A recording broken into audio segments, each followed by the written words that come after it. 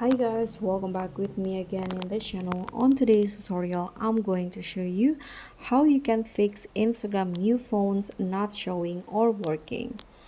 So if you cannot find the new phones on Instagram story, or it is there but it's not working, you can follow these steps right here to fix the issue. First, you can go to the app settings on Instagram. Here you can just long press on the Instagram app on your home screen and then go to the app info. Okay, so this is the app info of Instagram.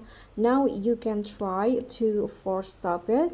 Click on force stop, click on OK, and after that you can try to clearing up some cache of the Instagram. So click on storage and cache, click on clear cache.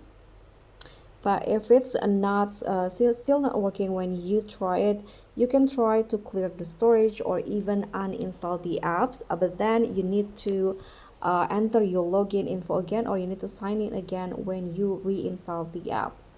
So I hope that simple solution will be helpful for you. Thank you so much for watching. Don't forget to like, comment, and subscribe. Also click on the thanks. Bye.